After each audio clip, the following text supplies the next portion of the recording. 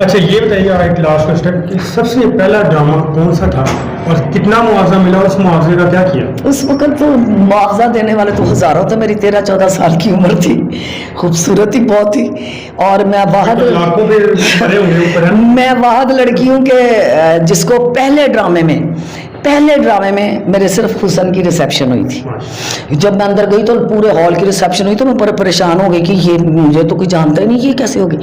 तो पहला ड्रामा था मेरा सलातीन होटल में, या 786 होटल होता था माल पे। तो इस यहाँ होते थे सलातीन और 786 होटल होते थे उस वक़्त, इनमें ड्रामे होते थे। तो 786 होटल में मैंने मिर्ज़ा रशीद अख्तर साहब का ड्रामा किया था और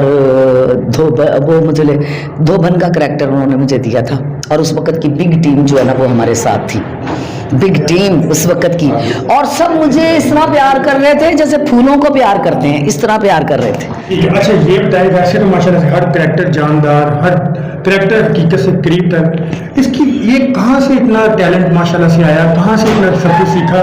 क्या नेचुरली था या किसको देख के शौक शुरू हुआ? नहीं जी, जो फ़न होता है ना, फ़न वो अल्लाह की तरफ से गॉड गिफ्ट जो होता है, तो जो गॉड गिफ्ट होता है वो कामयाब होता है। तो ना ये सीखने से आता है तो ना ये सुनने से आता है, ये कोई कुदरती बात होती है कि जिसके अंदर एक फ़नकार होता है ना तो वो सामने आ जाता है। तो ये गॉड गिफ्ट है सारा कुछ।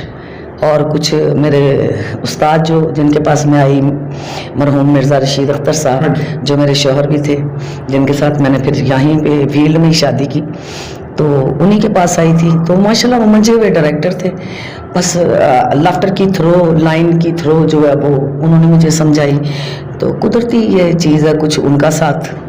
अच्छा वो कोई ऐसा कैरेक्टर जिसको आप बहुत ज़्यादा मिस करती हैं अभी कि मैं ये दोबारा करना चाहूँगी? वैसे तो माशाल्लाह सारे कैरेक्टर आपने देखे, हमने कॉमेडी भी देखी, नेगेटिव भी देखा, पॉजिटिव भी देखा, तो कौन सा ऐसा कैरेक्टर है जो आपने कहा कि मैं बस बड़े बहुत अच्छा मैं दोबारा करना चाहूँगा? जी, एक मैंने करैक्टर तो बेशुमार किए हैं, दिल चाहता है ट्रेजिडी करैक्टर करने को जो अब होते नहीं हैं, ठीक है। दूसरी बात ये कि एक करैक्टर मैंने किया था नायिका का, जिसमें से मुझे बड़े अवार्ड भी मिले और बड़े बड़े हमारे सीनियर जो डायरेक्टर थे, प्रोड्यूसर थे, उन्होंने मुझे दाद दिया कि बाकायदा अपने साइन किए हुए पेपर दिए, और किसी ने मुझे एक नोट पे साइन करके दिए। मतलब बड़े बड़े हमारे उस वक़्त के जो सीनियर थे मेरे।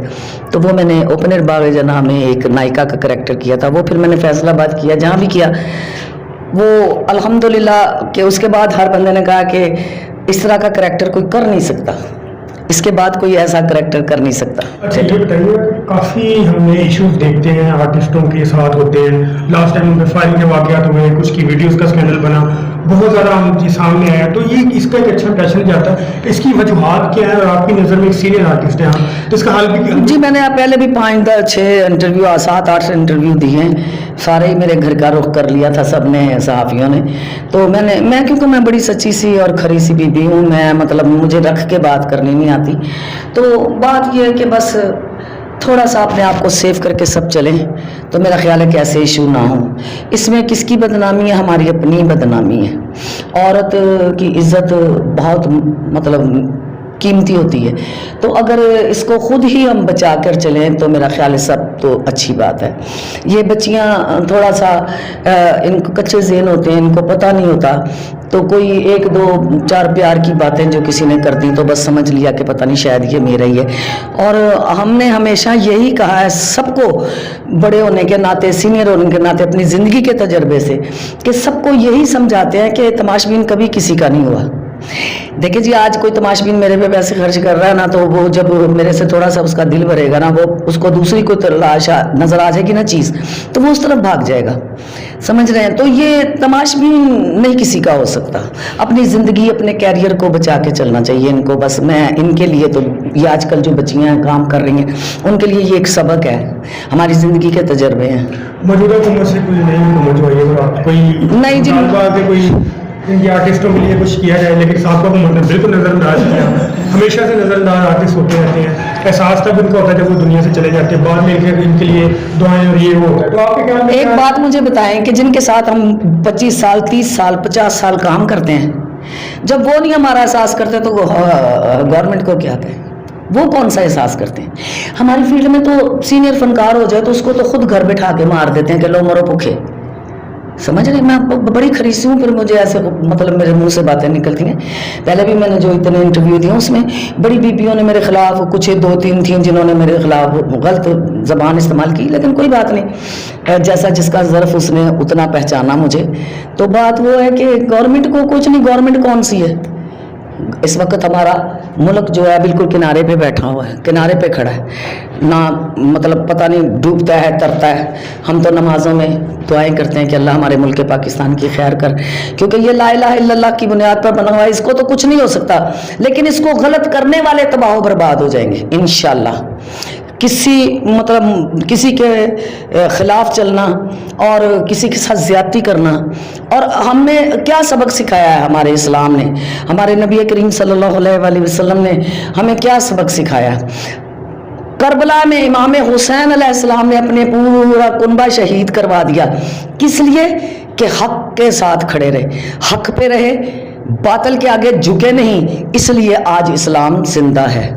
تو میں بس یہی کہہ سکتی ہوں کہ بس حق کا ساتھ دیں, جو ہمارے ملک کو پیار کرتا ہے اس کا ساتھ دیں, نہ کہ اس کا کہ جو 2 ہاتھوں پہ سے کرسی پہ بیٹھ کر وائٹ کالر پہن کے تو 2 ہاتھوں سے دولتیں سمیٹ کر اپنے بینک بیلنس, زمینیں, پراپرٹیاں, جائیدادیں, ملک میں بھی باہر کے ملکوں میں بھی.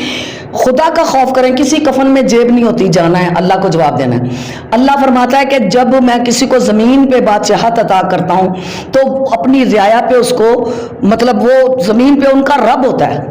ہمارے رب کا فرمان ہے کہ وہ مخلوق اس کے انڈر ہوتی ہے, اس نے ان کا خیال رکھنا ہوتا ہے. تو جب یہاں اس مخلوق کا ہی حق کھایا جائے گا تو وہ مخلوق کیا کرے گا؟ اس لیے حکومت جو اب بنی ہے حکومت, سب کو ہی پتا ہے کہ کیسے بنی ہے, کیوں بنی ہے, کیسے بنی ہے, لیکن میں یہی کہوں گی کہ حق کا ساتھ دیں, جو سچائی ہے اس کے ساتھ چلیں, اپنے ملک کے لیے لڑیں, کسی کے لیے نہیں, اپنے ملک کے لیے اور اپنے اسلام کے لیے لڑیں بس. ٹھیک, تھینک یو. ٹھیک ہے, اچھا یہ بتائیں کہ یہ اسٹیج کافی ماشاءاللہ سے دوبارہ ان ہو رہا ہے. 2 سال تک تو کرونا کی وجہ سے بند رہی تھی انڈسٹری, تھیٹر بھی بند رہا. یہ دوبارہ لوگ دیکھنے آ رہے ہیں, چاہے تھوڑے آ رہے ہیں, کم آ رہے ہیں, زیادہ آ رہے ہیں, لیکن چلو یہ ہے کہ دیکھنے تو آ رہے ہیں. کیا کہنا چاہیں گے اس سے متعلق؟ یہی کہوں گی کہ ایک تو کرونا نے ہمارا کرونا کر دیا, ہمیں کورا کر دیا. تو بات یہ ہے کہ پبلک پریشان ہے, ظاہر ہے کچھ ملکی حالات ایسے ہیں اور کچھ کاروبار کے سلسلے ایسے چل رہے ہیں اس ٹائم کہ کبھی ڈوب رہے ہیں, کبھی تر رہے ہیں, تو پبلک بھی پریشان ہے. دوسری بات یہ ہے کہ تھیٹروں میں سوائے اب ڈرامے نہیں ہیں. پہلے کہانی ہوتی تھی, ڈرامہ ہوتا تھا, لوگ ڈرامہ انجوائے بھی کرتے تھے, لیکن اب تھوڑا سا نا بس اس طرف چل پڑی ہے ڈگر کے, صرف ڈانس جو ہے نا بس وہی ہونا چاہیے, اس کے علاوہ اور کچھ نہیں. تو میرا خیال ہے اچھا سکرپٹ, اچھی ڈائریکشن آج بھی ہو تو میرا خیال ہے کہ بہت اچھا ہو جائے گا.